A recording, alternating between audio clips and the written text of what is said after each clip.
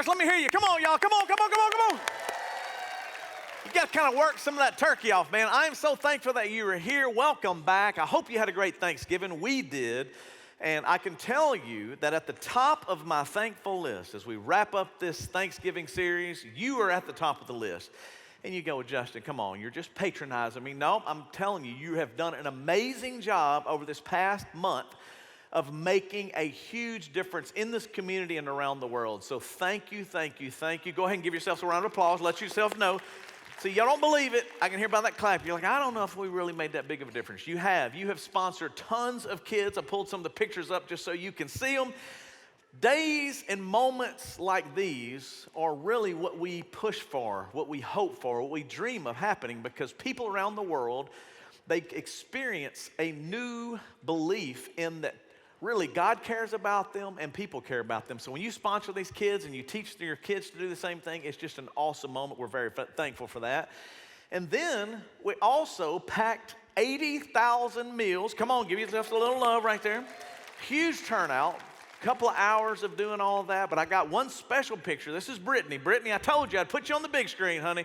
She was all worried about it. I didn't see myself on the screen. Well, people like Brittany and your families, you made it happen, and we're just so thankful. You gave above and beyond. We were helped Juarez, Mexico, able to help them as well, and Honduras, and fed the rescue mission at Thanksgiving. All of that because you gave and you came and you volunteered. Just so thankful. And then 80,000 meals going to Africa, so just cannot thank you enough for that. And then Operation Christmas Child, you did that as well. I took a couple of pictures as people were walking in, dropping off their boxes last week, knocked it out of the park. I just cannot thank you enough for caring, because all of these things are just one way that we love to show our love. It's by you giving a little bit of your time, a little bit of your resources, and it really does make an eternal impact, a long time making a difference in this community and around the world. So thank you, thank you, thank you. But probably the most impressive thing is the 118-mile walk that got completed. Go ahead and give them some love right now. I mean, we complain walking from the parking garage to here. These people walked 118 miles to raise money for water wells, and I just did not believe it would happen, especially Keith Sally. I never believed in my wildest dreams that this guy would walk 118 miles, and he did. He knocked it out of the park. So I want to take you back to just a real quick moment of the beginning of the journey. Is early in the morning, about 5 o'clock in the morning, they started walking and they were ready to go. Here's a little sneak peek into what that looks like that early in the morning as they began the walk. Watch. You ready? 1, 2, 3. Walk 118!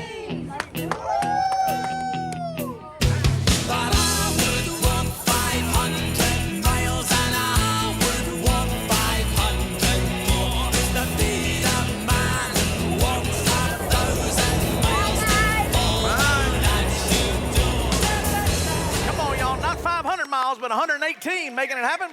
And this is why this is so important. Ecclesiastes 4:9 says it like this: when two people work together, they get more work done. And I am telling you that has been the case over this past month.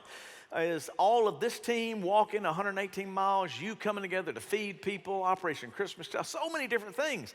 And if we're going to try to solve big problems, guess what? We need big teams. So that's why I am putting you at the top of my thankful list, because we cannot do it without you. Galatians 6 says it like this: when you have the opportunity, and I gave you a lot of opportunities this past month, and I got one more today, actually a few more in even this message, but all of these opportunities, we should do good to anyone. We should seize that moment, seize the opportunity, and I just can't thank you enough for doing it. It feels good when it actually happens too, because we're not really sure if you hear us or if it makes a difference, but I'm going to go ahead and blow you away. When I tell you it feels good and you really knocked it out of the park, they raised $40,000 on that 118-mile walk, y'all. Come on, y'all. That feels pretty good. That accomplishes a bunch of wells over the next year. And it doesn't happen without you. And then they had the Wine to Water event combined. That's like $73,000 they raised to help provide clean water to people around the world, specifically in Honduras. But it really is amazing when you think about you, your generosity, your willingness to help. And this is part of the equation of why God has you on this planet. It really is a part of why you're still here. Ephesians say it like this: God made us brand new people so that we should spend our lives doing the good things He's already planned for us to do. Now think about this. When the world was being formed, God thought about you. He knew you'd be in this generation, in this moment. And He said, I am going to put you on this planet to do some good things. And I am wanting you to spend your entire life doing these good things. Not just a moment, not just a little couple of, sermons or a series, but it's like, no, man, what does your life reflect? The one thing that I have learned in my limited experience of working with people in the church and trying to do as much good as possible is that you cannot do it alone. That is why when we all come together and you put in a little bit of money, 10 here, 5 here, everybody kind of pulls their money together, puts their effort and their time. When you're trying to make 80,000 meals, you can't do it by yourself. You'd be here all day. But boy, when we all come together, it's amazing what can be accomplished. Ephesians says it like this: all the parts of the body are joined together and they're held together, and each part doing its own work. So if somebody's not doing their job, it makes it a little bit more difficult. But when we all do our part, it causes the whole body to grow. That is how you grow in your faith. That's how you grow in your walk. And you become stronger. This is the truth for all of us. If you're kind of on your own, you're kind of doing your own thing, man, sometimes it just doesn't feel as good. You don't feel like you're fulfilling the purpose. You're not accomplishing what you need to accomplish. And many people in this community and around the world miss out because we just don't pull all of our resources and all our time together to accomplish something that only can be done when we do that combination thing, when we all come together. We need each other. You can't just walk through life going, I don't really need anybody, I'm going to be all right. Many people think that, but I promise you it is not true. You grow and you get strengthened when you walk together with other people in this world. A great example, when I say walk together, I just can't help but keep going back to that 118-mile journey over 3 days. They walked 50 miles, 40 miles, and then 28 miles consecutively. And many people don't really understand what that's all about. They've been doing it now for a couple of years. And every time they learn things from it, there's new experiences, there's some amazing moments. So what I decided to do today is pull back and give you just a little recap, just about 2 minutes of what it looks like from the time they start until the time they get to the end, and why they need each other and why they need us to help support them, because you can't do it by yourself. Watch.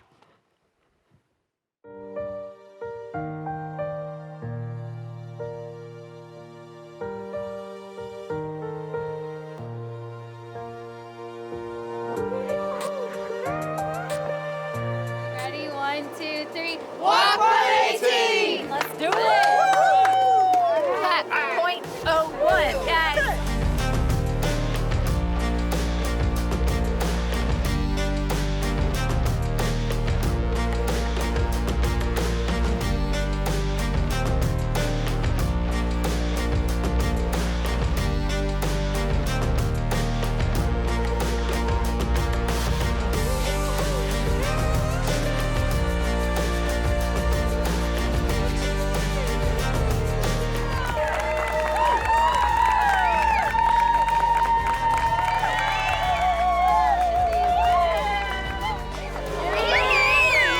So proud of you. I'm excited that it's almost over. My feet hurt, my knee hurts, but we did it.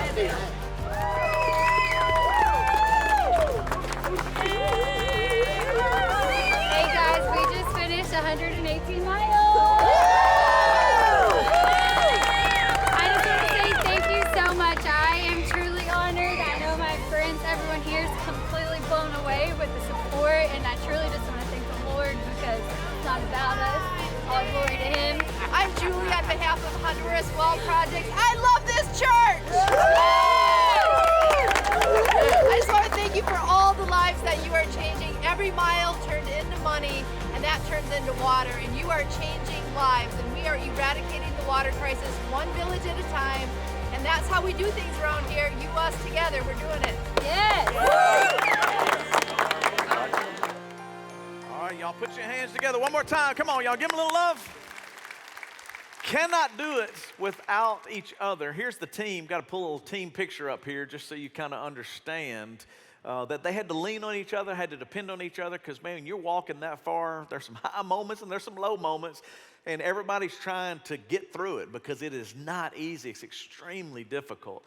There's a team that makes that happen. Of course, I got to include Pat McLean. He drove the RV just so you can understand where they went to the bathroom. Most of the time, everybody's asking, like, how do you go to the bathroom? You find a telephone pole or you wait for Pat in the RV, all right? But both of those things are true, but you got to be able to get through it. It just takes a team of people. He drove that whole way, sat on the side of the road, waited with them, and then Brittany, who she typically walks, but she had messed up her hip. She was actually one of the escort cars. She drove the whole time. She's been a part of the original team. Her and Haley came up with the idea years ago, and now continuing to raise money and awareness of people needing water all around the world. And of course, our do-good reporter, Paul Reeser, he was out there with them as well, making it happen. He's going to actually launch a do-good channel coming up here on YouTube, which is going to be kind of fun. This story will be featured on there. But Paul is going to just do everything he can to share these stories with you, because it's unbelievable really what happens in this journey and how you need each other. And of course, I showed up one day with Little Debbie Christmas cakes. That's all that matters, right? I made sure that they had what they needed to survive, to get through, because I wanted them to know how thankful I was, but also just to see it for myself. Watching them walk this long, long distance, how much they need each other and depend on each other is unbelievable. And it is interesting to me that when you read the Bible, it often refers to our spiritual walk as a walk, our spiritual life as a walk, I should say. I've grown up, I remember people would say, how's your spiritual life? How's your walk with the Lord? Well, if you look in 2 Corinthians, these are some of the reasons why. For we walk by faith, not by sight. This terminology gets used a lot. Ephesians 5, walk in love. Over and over again, you have this phrase of that is this journey that we're on. And then Ephesians 5:2 says, as I've just pointed out, make sure that you walk in love. When I think about the love part of it, you have to love each other to hang out with each other that long. And I promise you, the love goes deeper, because when you're in pain and the struggle is real and they are leaning on and depending on each other. And then Ephesians 5 continues on this to note, it says, so pay a close attention to how you walk, not as unwise people, but as wise. This is really the part that really jumps out at me, is when I start thinking about taking a 108-mile journey with your friends. Is it wise or is it unwise? The only way you can say it's wise is when it's not about you, as Brittany said in the video. It's to raise awareness, it's to raise money, and you have all of these people paying attention, and it draws attention to a serious problem that cannot be solved by themselves. It takes all of us. Now, I know what some of you say. You're like, I ain't never going to go on that walk. I understand that. I'm with you. I don't know that I could ever make it that far. Don't really know that I want to try to make it that far. But there are people that are going, well, I can tell you I couldn't do it because I like walking alone. Many people that I talk to are like, man, I don't know if I could stay with the group. I'd need to be out on my own. Well, there's a few lessons that I learned from this 118-mile walk. And number one, this is the write down, it is safer to walk with other people than it is by yourself. Now you go, well, why do you say that, Justin? Well, Julie from Wisconsin, she was coming down here. They brought a couple people from up north down here to walk with us. She kept saying she was worried about wildlife. She's like, is there anything going to run out of these woods and grab us? And I'm like, could be, maybe, I don't know. But we hope not, but you're in a group. It'll be safer to be in a group. Now, if you don't believe that it's safe to be in a group, if you kind of want to go out there on your own, maybe this video will convince you groups are better than walking alone. Watch. Good morning. Here they are, the man and his wife, whose day started with a friendly good morning to their neighbor and in a flash turned into a fight for their lives when they were attacked by a rabid bobcat.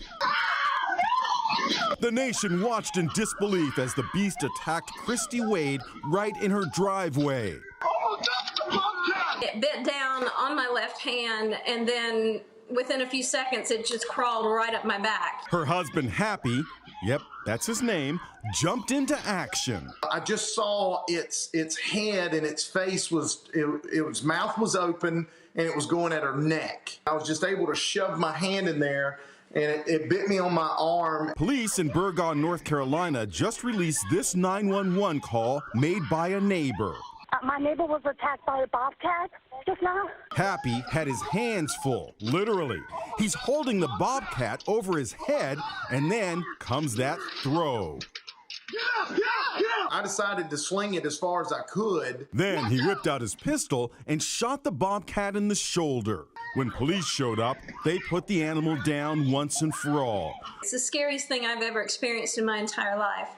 And if I had been by myself that morning, I don't know quite what shape I would be in. My husband here saved my life. My boy said, right? That's why Keith Sally's out there walking. He's packing his gun just in case a wild bobcat, Julie, comes out after you. What's crazy, seriously, now you understand why I say it is better, it is safer to walk with a group. You heard the lady say at the end, she goes, my husband wouldn't have been there. I don't know what would have happened.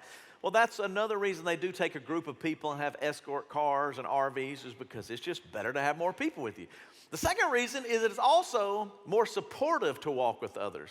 It's not just your safety, it's the fact that sometimes you need that encouraging word to say, hey, I'm with you, man, don't give up. We're going to get through this. Keep walking. We can make it. And I ran across this African proverb that says it perfectly. When it says, if you want to get there quickly, go alone. But if you want to go farther, right, you got to have other people around you. You got to have the support of others to encourage you, to lift you up. You got to go together. That's why I'm so thankful. I'm learning from it, man. I'm watching all this go on. I'm like, how are they pulling this off? Well, the safety is in numbers. There's more support in numbers. And then the third thing is, it's just smarter to walk with other people. And you go, well, why? Well, because you don't know what someone else does know. Haley's done it before. Brandy has done it before. Brittany's done it before. So their wisdom comes in to go, hey, man, you need this tape, or make sure you wear these shoes, or stretch here, or do that. And in that process, there's things we learn. For example, how to tape your feet. This is the truth of how many blisters and how many sores came up as a result of this long walk. And when they got in the RV, they had equipment, technology to help them. They had these, I don't even know what those contraptions are, but they massage their legs. They kind of help the blood flow go through. And I'm thinking, that's the only way you could do it. And some of you are going, is it really necessary? Well, look at this ankle and you'll know why it's necessary. That's not normal. Because your body walking that many miles and that short a distance, you need to learn from someone that has done it before. It's just smarter to lean into the people that have experienced it. Proverbs tells us the same thing. Proverbs 28:26. Those who trust their own insight are foolish, but anyone who walks in wisdom is safe. It's one of these ideas where you go, well, I know what I'm doing. I can get this. Like, don't trust in your own insight. It is better to walk in wisdom, to ask other people. Proverbs 11:14, without guidance, people fall, but there is victory with many counselors. Now, I'd like to point out this last word right here. Some of you go, they need a counselor if they're walking 118 miles. Something ain't right with their brain. You got to remember, they're not doing it for them. They're doing it for others. But the reason I bring up this word, and I really would like to highlight victory as well, is in this world that we're in, you know, I know, there are challenges, there are difficulties, much like they're on this long walk, and you have to have the support of others. You have to have someone there to counsel you through that, to encourage you through that. So at this point, I'd like to say, could you please put your hands together for anyone that has chosen to go into the field of counseling? Let them know that we're thankful for them. Come on, y'all. Thank you, Jesus, for counselors. Now, let me point this out. When I was growing up in church, if someone was going through a difficult time, a challenging time, maybe a divorce, maybe it's anxiety, depression, people would say, you just need to pray about that.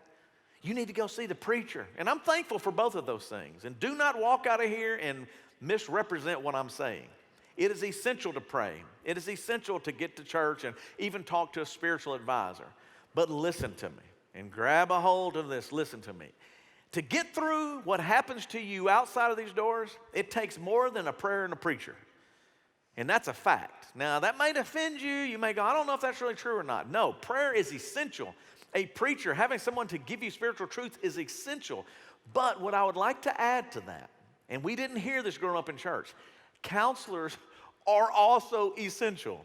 Proverbs 15:22, you ready for this? Bible tells us plans go wrong because we have too few counselors. Because many counselors bring success. Now you go, is it really referring to counselors? Yes, it's talking about getting wisdom from someone outside of your world. When all you do is surround yourself with people that are exactly like you or that are exactly in the same situations, whether it's with your family or with your work, sometimes that can mess up your perspective. So you have to have someone from the outside to come in who has been trained, who is prepared, who has gone to school, that has tools and techniques and all of these different resources are available for you so that you can get through what you're going through. Somebody say, well, I don't need an old counselor. I'm old school, Justin. I just suck it up. Okay, here's a scripture for you, old school guy. Ecclesiastes 4:13. A young man who is poor and wise is better than an old foolish king who won't take advice any longer. Because the truth is, old and foolish is what I should have underlined. Because sometimes it appears to me that in my 53 years on this planet, the older we get, the more hard-headed we become, Keith Sally. And we don't really listen to anybody else.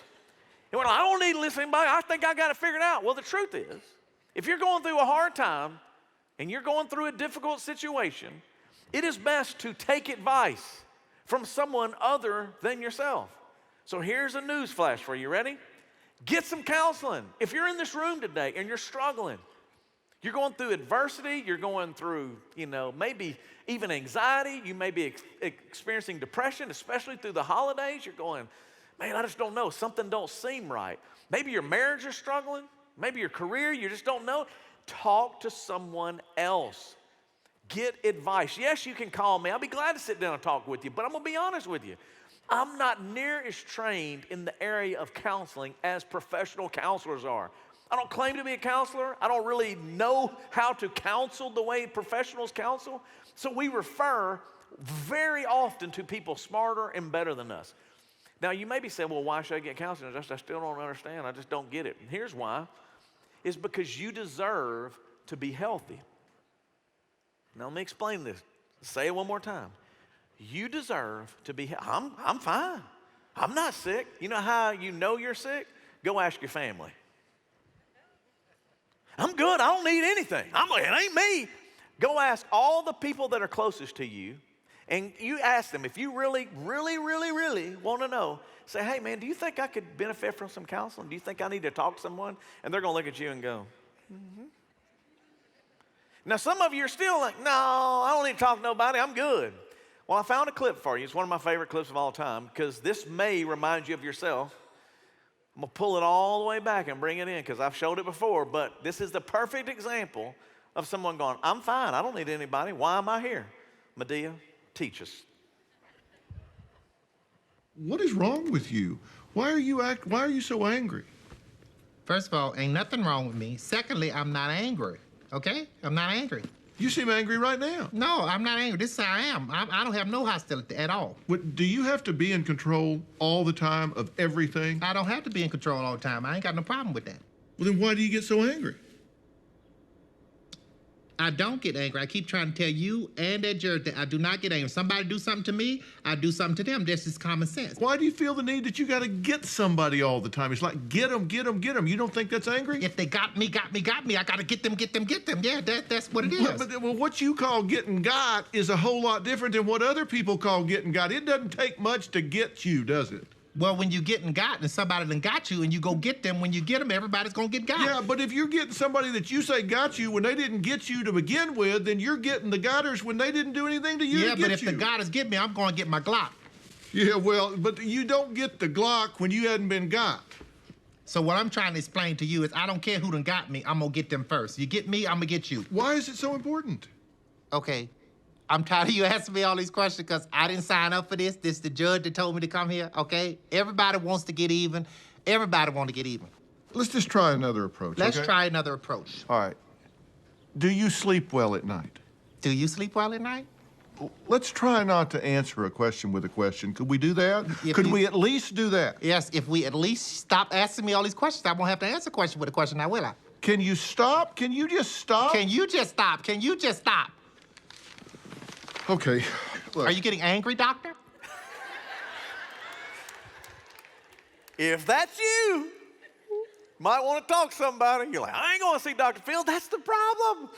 Don't make a judge order that you go talk to somebody. I don't know if you saw that in the clip. You remember that in the movie. She refused to get help, and the only way that the judge was going to help her is you're like, you got to go get some counseling. You got to get some help. Now, when I tell you you deserve to be healthy, let me explain a little bit deeper why I am so thankful that you're here today. Because you need to hear this. I need to hear this. We all got to work through this. Let's look at this image. It's called the wellness wheel. Now, when you start thinking about your life, there are a lot of different components to your life. So you start looking around, there's the physical side of things. That's why we go see a doctor. That's why I love my doctor. Dr. Ricky's taking care of me. If I'm getting sick, if I don't feel good, I go see the doctor. He takes care of my physical needs. We talk about the social side of you, and that's why you can have all kind of activities. You can be in a life group. You can be in some kind of recreation group. You can be playing sports, but you got to find stuff. You have all of these different components that make up who we are. The spiritual components, why you're here today, I'm thankful for that. If you're watching online, it still counts. I'm thankful that you're watching and paying attention. Because all of these things, when they're healthy and when they're in balance, they work together to make you well. You're like, man, the relational component. You can look at all these different things, the financial component. And God has opinion about all of these things, by the way, because our God is a systems God. This gets so overlooked and is not talked about. It wasn't talked about when I grew up at all. And I'm going to prove this to you. When I tell you our God is a system God, He creates things like the solar system. Everything is connected to each other. It has to all work in exact harmony, or it's chaos. We have no gravity. The world's over. It's done. But God has perfectly worked the system out to be exactly the way it's supposed to be. If you need more proof, there's what He has in the ecosystems. There's evidence everywhere that you look. Even every hunter in here will understand this. Why do you hunt? We have to keep it in balance. If we don't get things in balance, the next thing you know, then this animal takes over. For example, all the hunters, how's the pig population doing out there? You're like, oh my gosh, if they don't get this. Why? Because it messes up the system. They begin to mess everything up. So if everything doesn't work exactly as it's supposed to go, it becomes unhealthy. It begins out of whack, and we begin to go, something's not quite right, including even what God created in the human body. Look how many organ systems there are: circulatory, respiratory, digestive system. Any one of these systems get off, you have to go talk to somebody. You have to go to the doctor. And eventually, if you deny it and deny it and deny it, it's going to make you so sick, you will have to, because it will force you to do that, because they all work together. This is the same when it comes to your body, your mind, your soul, your spirit. So many times growing up in churches, like, just pray through it. No, they all work together. That is why a counselor who is working with your emotions and your psychological state of mind helps you to become fully healthy and fully well. God is not against it. He is for it. That is why we pull together. We're not as safe as we are on our own. No, we're safer when we work with other people. We're smarter when we work with other people. We have more support when we have other people in our lives. There are no superheroes out there. There's no supermen or superwomen. Sometimes we look at the sports culture, or we look at the celebrity culture, or whatever, even the men in service. We go, oh man, those are our heroes. But the truth is, we're all human. And in our moments of being honest, then you begin to understand that we're not superhuman. Probably notice my shirt now, because I usually wear something, my sweatshirt. It's this whole concept of ask for help, and it is a project by Dak Prescott. Halton boy, local, and yes, he's a Dallas Cowboy. Yes, I like him for that reason, but I'm going to tell you, it ain't got nothing really to do with the Dallas Cowboys. It has to do with Dak Prescott, the man, the young man. And every Sunday, you don't notice it necessarily unless you're a close fan or unless you've seen a story on it, but maybe you might notice it moving forward. He tapes his wrist up and he puts on there, ask for his number, help. Now you go, well, why does he put that on his wrist? Well, I'm going to show you, because as he tapes his wrist up and as he goes on the field, it is a reminder not only for himself, but also for the people that watch, his friends. Some other athletes, sometimes a fan in the stands, someone watching on television. Because once again, there's no superheroes. You don't get a pass. You don't just put on, the pads and helmet and go, man, it doesn't affect me. Social media, it doesn't affect me, or my family, it doesn't affect me. I'm just good. I'm good. I'm good. When the truth is, we're not good. And when Dak Prescott lost his brother to suicide, it broke him. There's no $100 million going to solve that. There's no Tempur-Pedic sleep number bed going to make that better. You begin to start going, man, I don't know, something ain't right. Even in his own story tells you when he went through the pandemic and COVID, he experienced anxiety and depression for the first time in his life because he was cut away from everybody. Nobody could gather. You couldn't see your friends. You couldn't see your family. And then to get the news on top of it that his brother took his own life, There's too much. You can go watch stories online. You can see a whole lot more. I'm not going to play all those today, but I am going to play one little clip. Because what I realized in the midst of everything that's going on, this is why you're here today. This is why you walked in the message today. God put you watching this program or in this room because maybe this is for you. You can't walk alone. You can't do this alone. It's not smart, it's not safe, and you need the support. And if somebody like Dak Prescott can be open and honest about it, maybe we can learn from him, even through his adversity and his struggle and his challenge. Watch. You get no credit for not asking for help, if that makes sense. Nobody's giving points or pats on the back because you did something by yourself. That's not life. Yeah, the ask for help on my wrist tape wasn't meant to go viral. It wasn't meant to be as big as it was, but I'm blessed. And I think it just allowed me to realize doing something as simple as that, the extent that it can go, and so many people in this world that can see that and create and gain some kind of hope from that is something that I'll never take for granted or take lightly, this platform that I have, and I'm able to do that. That's what it takes. It takes a community to defeat the mental illness, because we have to understand when those things come and when those trigger points are happening that create anxiety and depression. And as I said, being there for somebody else, you can help them eliminate those trigger points. And yeah, but you can if we're not talking about it. It's so important to take care of myself, to make sure that I'm focusing on my mental health, focusing on being the real man and being genuine, whether it's going through depression, going through anxiety, or being the happiest and the most outgoing that there is. I'm being me and I'm being genuine. And I know that it's so transparent and allows me to be the best leader that I can be, because others say he's not a machine, he's human. And I can be like him, I can grow, I can become stronger, I can go from the depths of my adversity to the peak of my strength.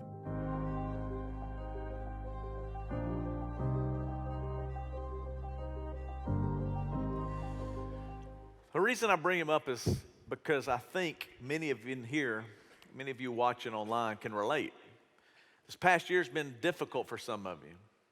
I can relate. I took on the chaplain role at the beginning of this year, and you know, I've seen a lot in 30 years of ministry, but what I was really aware of is how trauma is affecting people in the uniform, from military to first responders, to all of these people that we look up to and we admire. We begin to understand, if you walk with them for a little while, that pain is real, anxiety is real, depression is real, trauma is real. And there's no helmets or pads, as I stated, or no badge or uniform that will protect you or protect your emotions. It's been some pretty rough situations that I've seen officers openly weep on the job, break down. I've had phone calls where people have called and said, man, I don't know if I can continue to do this. I need your help right now. Well, I'm going, man, I thought they were going to be good, or I thought they were in a better shape. But what I begin to realize is there's a lot of hurt and there's a lot of pain. And the reason I bring up counseling, the reason I bring up not walking alone, the reason I bring up all of these different aspects is because I want to draw your attention to maybe yourself, or maybe to someone in your community, or maybe a family member. I'm going to show you one other video, and the reason I show this to you is because it's not a local first responder, but it is someone from Seattle, Washington. And he was also in the military. And the reason I want you to see this is because they're in those fields, whether it's professional sports or whether it is someone in our community we respect, we try to go, I'm good, I'm good, I'm good. And finally, through moments like this, talking about it like this, openness to be able to share what's going on, there's beginning to be some healing, because people are saying, man, I'm not okay and I need some help. And how much better are we when we get to that place? And the one thing that we want people to know is you deserve to be healthy. I don't want you to have to walk through this struggling and not seeing your own value and your own self-worth. And maybe this video will help you get a little insight into the reality of what happens for many of our first responders and why today I'm asking for your help. Watch. Affirmative. To the cafeteria. Snowpack. It's explosive. Contacting you. Two additional.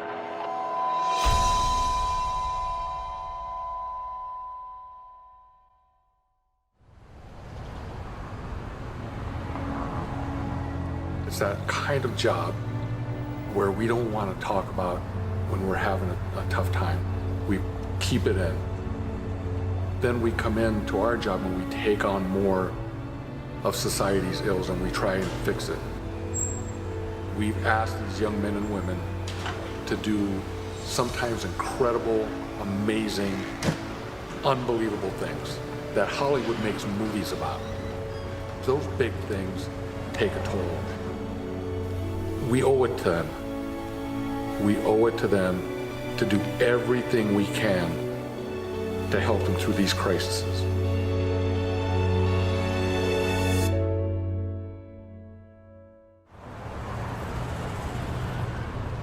I'm Mike Washington, Seattle Fire Department. I've been a firefighter for 29 years. So I joined the Marine Corps, and after the Marine Corps, I became a firefighter, and I started seeing the things that we deal with in the fire service. And in the meantime, I'm still in the Marine Corps Reserve, and I'm going to Desert Storm, I'm going to Bosnia, Iraq, Afghanistan, Africa, and I'm seeing things there. But I don't talk about them because if you don't talk about it in the fire service, you don't talk about it in the Marine Corps either. It's that culture, right? That culture that we all wanted to be a part of. Before I even joined the Marine Corps, I had a litany of things. But what we do, we just put that away. It's just, especially at that time. I'm 55 years old, and at that time, okay, we don't talk about it. We're just gonna move on with our lives. And there is something to be said for moving on with your life, but you need help doing it.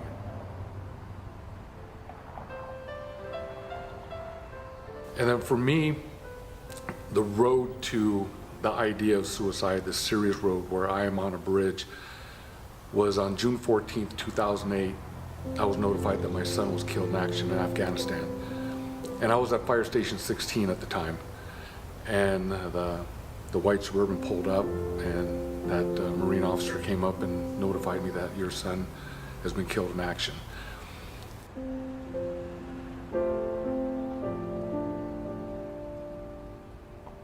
And if there was the PTSD issues that I was already dealing with, kind of accelerated, as you can imagine, and things just got harder and harder. And my drinking increased. My marriage was failing, and these are all things that I think I had control over if I would have sought the help at the time, if I felt comfortable enough to reach out to somebody. And sometimes that's just your own thing, And part of what we want to do here as a peer support representative is make it okay to reach out. And I'm in that world, and I didn't feel like I could do it. Right. And so my world was spiraling out of control, and that put me literally on the bridge. That put me on a motorcycle going through an intersection with my eyes closed, just seeing what's going to happen on the other end. And then eventually that seeps over into your professional life. You might be able to think you're holding it together, but then you're going to get to that call, that one call that's going to say, you need some help, and you need it now.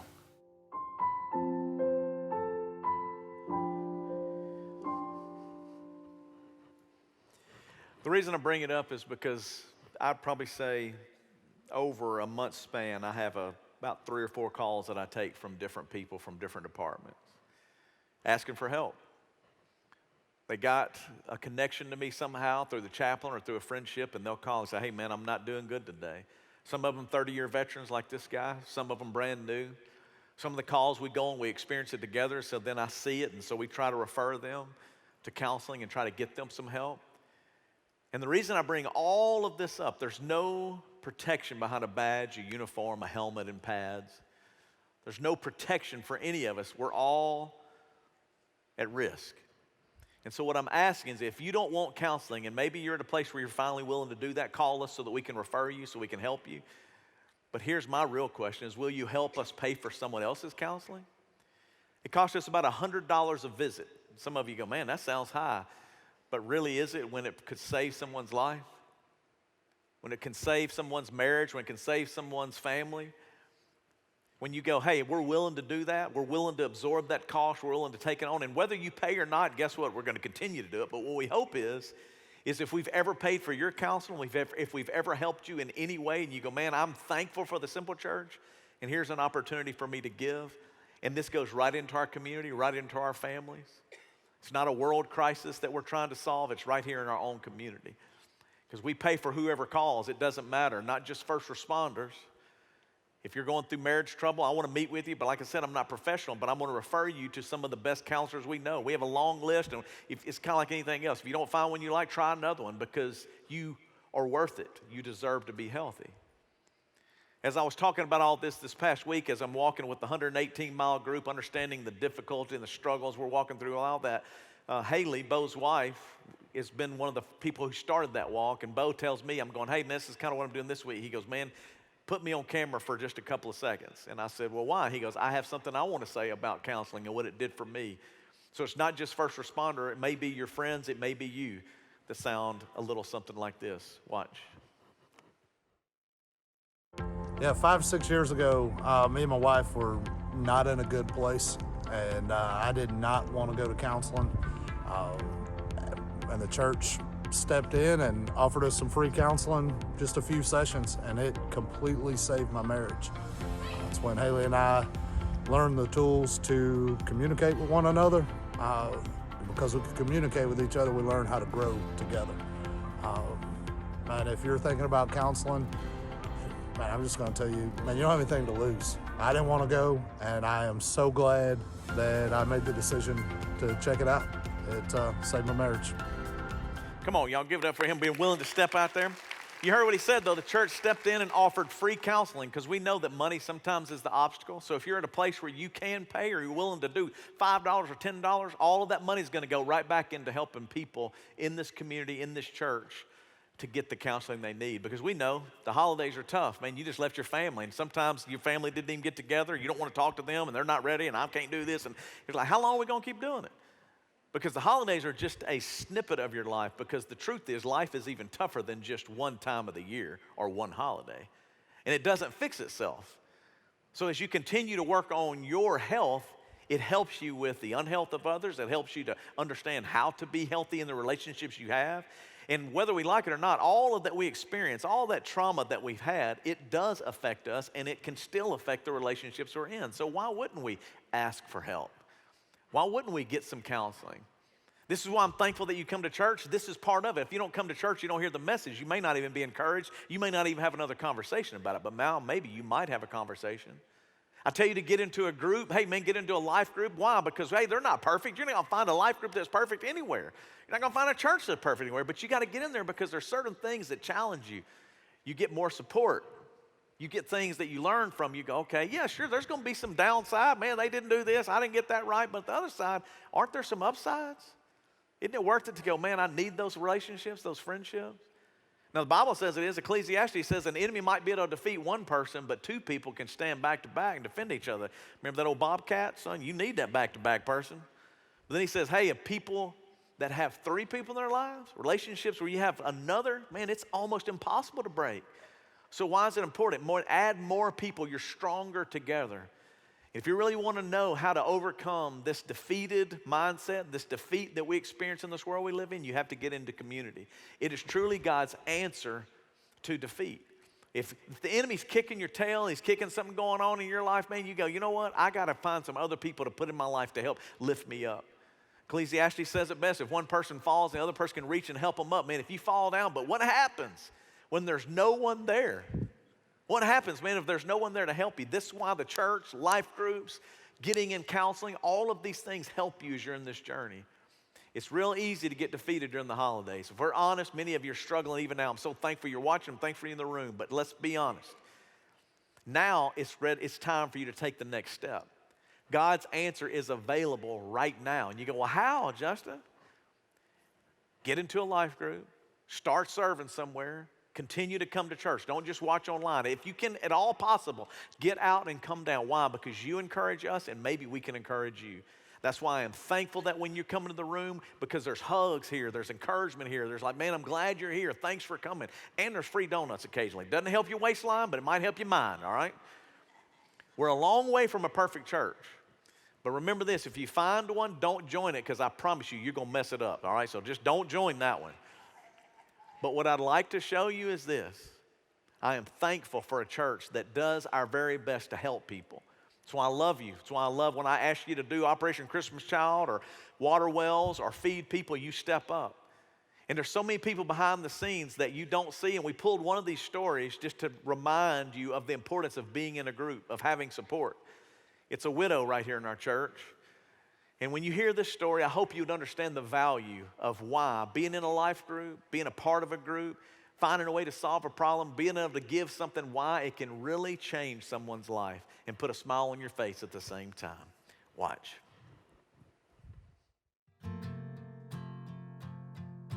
Hey Simple Church, this is Cheryl Bolton. Cheryl and her husband James served in Simple Kids since they partnered at the Simple Church over 10 years ago. Cheryl serves on the Simple Kids check-in team. She's always consistent and never misses a chance to serve on Sundays. She loves to help kids and families check in and feel welcome here at church. When Tracy, our check-in coordinator, noticed she was missing a few weeks, she checked in on her. So I've been working with Miss Cheryl for about a year, volunteering. She's a staple up here. We have enjoyed her and we have missed her while she's not able to be here. She has the best smile and she's so sweet to everybody that comes up. She loves greeting the children and she's just so reliable. Well, when we found that out, we had to see what she meant. So we went to visit Cheryl and found out that she was going through some hard time and she had to sell her car. When we visited, she told us that what she missed the most about not having a car was not being able to make it to church every week and not serving in Simple Kids. She was watching online, but she missed the connection with her church family. When we heard that, we knew we had to do something. So we contacted John's Life Group and told them we needed a car. A very generous family gave us this little Chevy Blazer behind me. It was their dad's vehicle. He got to the age where he couldn't drive anymore, and they thought of the Simple Church. Then the vehicle did need a little bit of work, so we're out here at Nobody Customs in Keithville, Louisiana. I'm going to introduce you to Joe Williams, the owner of the company, and he's going to explain why he got involved in the project. So let's meet Joe Williams. Well, we want to help, and obviously this literally is in our wheelhouse. To work no on pun this. intended, That's right. And, we want to do good. And that's the whole theme with Simple Church, and Simple Church has been great to us. And God has been good to us as well. We've been very blessed. Awesome. And so we want to pay it forward and do something to help bless others as well. Okay, so we decided to surprise Cheryl and her life group this past week. Elizabeth is her life group leader and she serves with her in Simple Kids also. She's been picking her up since she hasn't had a car. I've known Cheryl and worked with Cheryl in the children's ministry for many years. She and her husband were both very active in the Simple Kids ministry, and she's continued that even now while we've been at the convention center. And to not have her at my side, I just haven't liked it. But things were just about to change for Cheryl. Cheryl was just enjoying a potluck Thanksgiving dinner with her life group friends when we called them all outside to surprise her with a car. Look, somebody's parked out in the middle of the parking lot. I was wondering if y'all could come out here and tell me whose car it is, because I need to get him moved. So tonight, we want to try to help meet a need. Miss Cheryl has been without a car for a little bit, has no transportation, but tonight that story changes. And then...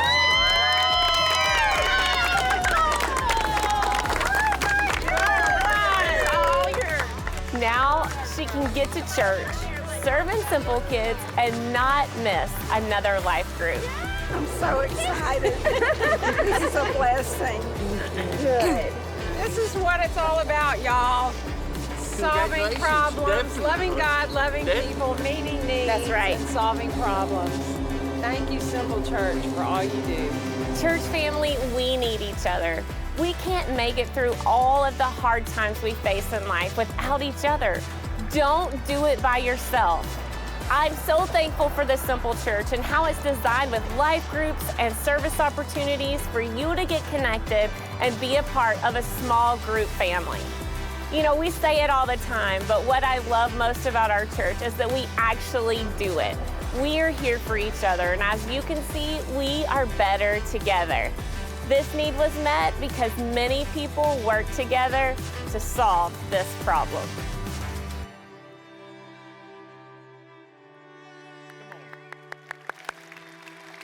Hey, it really is pretty awesome, man. I got to get you out of here, but think about this. Cannot solve these problems by ourselves. You got to have a team, man. You got to have people that are willing to get in there. She's serving on this team. You have her life group team, my brother's team's putting all this stuff together. If one part of the body suffers, then all the other parts suffer with it. Or if one part is honored, then all the other parts share in the honor. This is really what it's all about. It's a team effort. It's not about just forgetting what's going on. So I have to tell you, thank you for giving. I am not forgetting. You have given your time. You have given your money. You've given cars. If you have a car you still want to give it. Before the end of the year, we'll find somebody to give it to that needs it. We'll repair it, fix it, and put it out there. But this is why, because just be sure that you live as God's people in a way that honors the good news of Christ. And when we hear about these things, I love what he says there. Paul says, I'll hear these good things about you. Then I will know that you stand together, that we're not separate, that we have the same purpose, that you work together like a team to help others. That is why we are here. That is why you are here. Thank you. So if you can give, if you can help, we would be honored if you would. One last video before we get out of here. Out at the Do Good store out front, we've given you so many opportunities. Out of your gratitude, you'd be willing to give. Maybe you're decorating your Christmas tree. You're getting ready to put all that up because Thanksgiving's over. There's one more way you can do it, and it's a simple, simple way. By buying a simple Christmas ornament, and then we'll be out of here. Watch. At Ornaments for Orphans, we know the world is changing rapidly, growing, yet it feels smaller at the same time. The orphan crisis is growing too. Of the 7 billion people in the world today, it is estimated that there are over 153 million orphans. Many things contribute to the orphan population. The majority of the world's orphans live in areas crippled by poverty. Poverty is lack of opportunity, education, work, income, hope. Without opportunity, the orphan crisis will continue. That's why Ornaments for Orphans exists. We combat the global orphan crisis by empowering artisans and local communities and by giving opportunity to poor families and vulnerable children. Ornaments for Orphans sells handmade, fair trade Christmas ornaments, items crafted by artisans in impoverished areas. Hardworking men and women are paid fairly for these goods, earning incomes that improve their standard of living, allowing them to keep their dignity and giving them hope and peace. Consider Catherine from Kampala, Uganda. When Kathy creates a product, Ornaments for Orphans pays her fairly for her work, and she is able to buy food for her family. She makes rent on her home. She pays for her children's education and purchases medicine and other necessities. All this time, she stays out of poverty, and her family and dignity are preserved and strengthened. Ornaments for Orphans also gives back to educate and help orphans and vulnerable children in the same communities where artisans like Kathy live. Do something special this Christmas. Buy an ornament. Bless a child.